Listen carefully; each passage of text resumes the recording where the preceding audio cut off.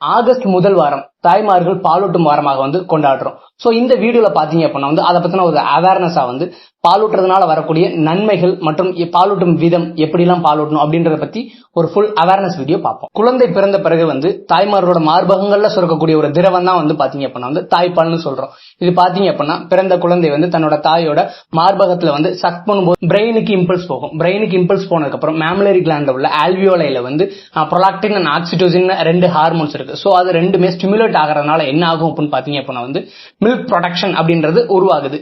So அந்த production ஆகும்போது baby chuck பண்ண மில்க் செக்ரீஷன்ஸ் வந்துகிட்டே இருக்கும். குழந்தை பிறந்த பிறகு அது வளர்ச்சிக்கு தேவையான அனைத்து ஊட்டச்சத்துக்களுமே எங்கிருந்து கிடைக்குதுன்னு பாத்தீங்கன்னா தாய்ப்பால்ல இருந்தாங்க சார் கிடைக்குது. சோ அந்த தாய்ப்பாலை 3 ஸ்டேஜா பிரிக்குது. எப்படின்னு பாத்தீங்கன்னா கொலஸ்ட்ரம், டிரான்சிஷனல் மில்க், அதுக்கப்புறம் மெச்சூர்டு மில்க்னு சொல்றோம். அந்த கொலஸ்ட்ரம் அப்படின்றது ஃபர்ஸ்ட் ஒரு 3 to 5 டேஸ்ல ஒரு yellowish fluid மாதிரி வரும். சோ அதைத்தான் கொலஸ்ட்ரம் சொல்றோம்.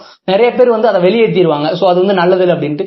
அதுலதான் நிறைய மினரல்ஸ் இருக்கு. குழந்தைக்கு தேவையான மினரல்ஸ், ஃபேட்ஸ் எல்லாமே அங்கதான் இருக்கு. சோ இதுதான் பேபியோட இம்யூன் பவர் ஸ்ட்ராங் ஆக்கிறதுக்காக உதவுது.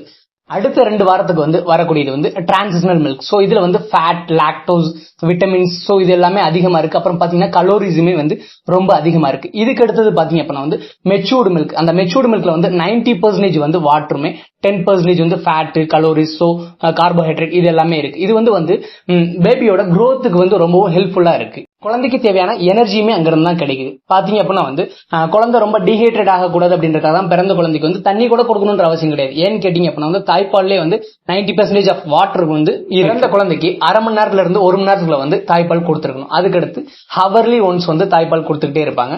2 மாசத்துக்கு அப்புறம் பாத்தீங்கன்னா 8 to 12 முறை தாய்ப்பால் கொடுத்துட்டு இருக்கணும். அதுக்கப்புறம் மாசங்கள் ஆக ஆக பாத்தீங்க அப்படின்னா குழந்தை பசிக்கிறப்ப கொடுத்துட்டு இருக்கிற மாதிரி இருக்கணும்.